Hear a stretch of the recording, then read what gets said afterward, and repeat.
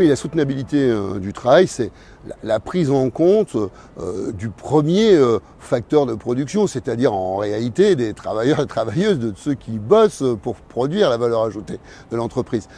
En France, on a d'abord porté un regard sur la soutenabilité, souvent au regard de l'empreinte énergétique, de la façon dont on impactait, et c'est important bien sûr, l'environnement dans la production. Mais je crois que maintenant il est temps, et d'ailleurs c'est ce que nous disent l'ensemble des directives européennes, de prendre en compte la réalité du premier facteur de production, c'est-à-dire le capital humain.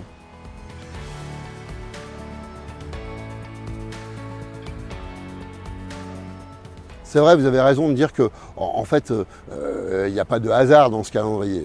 On a dans notre pays une population vieillissante. D'ailleurs, on a été souvent un petit peu à contretemps. On était une population en France plutôt jeune quand on regardait ce qui se passait en Allemagne, dans les pays d'Europe du Nord, en Asie, au Canada. Maintenant, on est en train de vivre ce que les autres ont vécu il y a 20 ou 30 ans. C'est-à-dire qu'on est en train de devoir construire une société, mais une société du travail qui intègre pleinement les seniors, les plus de 50 ans, les plus de 55 ans, comme d'ailleurs il nous faut aussi construire une société du vivre ensemble collectif avec parfois maintenant plusieurs millions de personnes qui auront plus de 80 ans. Donc la réalité, elle se voit aussi bien dans le monde du travail que dans la société en général.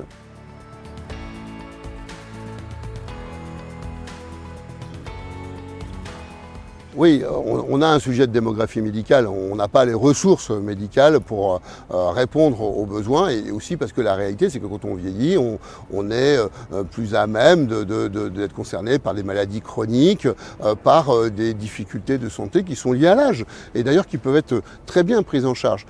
Cette prise en charge aujourd'hui, elle est donc de plus en plus nécessaire puisque nous avons de plus en plus de seniors, et elle a du sens de se faire dans l'entreprise puisque nous maintenons les seniors dans l'emploi. D'ailleurs, le vrai sujet, c'est comment on maintient en emploi et en santé. C'est ça la soutenabilité du travail.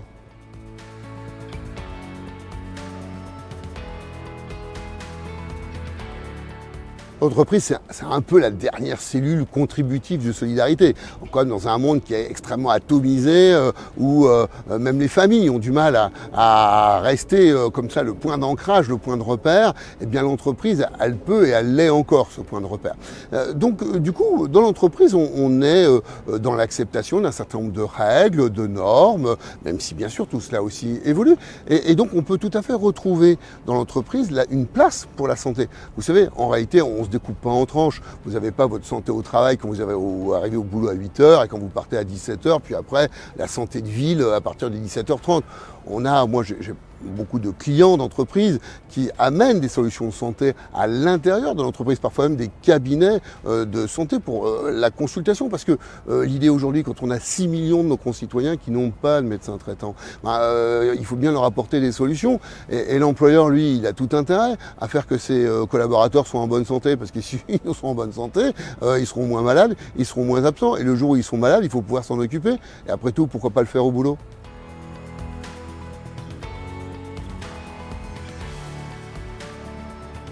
En vérité, l'entreprise, elle le paye déjà.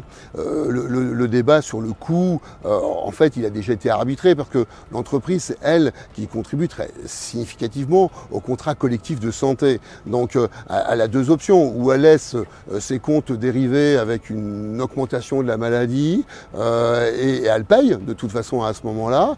Ou est-ce qu'elle intervient en amont et est-ce qu'elle fait de la prévention et là, elle va payer directement sur la prévention. Mais vous savez, quand vous avez un contrat collectif de santé, vous avez aussi un fonds social, vous avez aussi des marges de manœuvre pour vous engager sur la prévention sans attendre que la situation soit complètement bloquée. Vous savez, aujourd'hui le territoire, l'entreprise territoire de santé, c'est pas juste un mot, c'est une réalité concrète.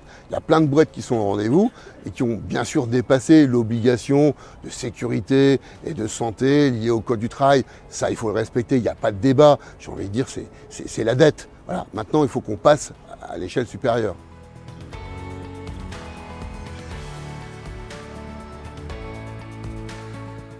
Santé mentale, c'est un bon exemple justement de là où les entreprises peuvent se situer pour alimenter les politiques de santé publique. Pourquoi? Parce que cette grande cause nationale, je me souviens très bien au gouvernement, aux côtés d'Olivier Véran, quand moi j'avais en charge la santé au travail, d'avoir porté des dispositifs, notamment pour permettre pendant la période du Covid à certains et certaines de déposer, de passer ces moments difficiles qui étaient liés au Covid. On voit bien qu'il faut faire plus, il faut apporter d'autres réponses. Et les réponses, pas forcément, je l'ai fait aussi comme ministre, de mettre un numéro vert, et après tout ça a le mérite d'exister. Mais il faut être aussi capable de faire de l'aller vers, de montrer la proximité. Et encore une fois, là on a besoin de cellules d'accueil, et l'entreprise est une cellule d'accueil.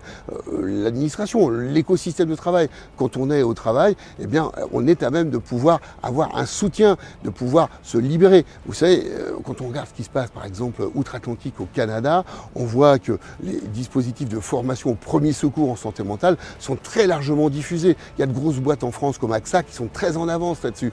On doit être capable de faire mieux dans notre pays.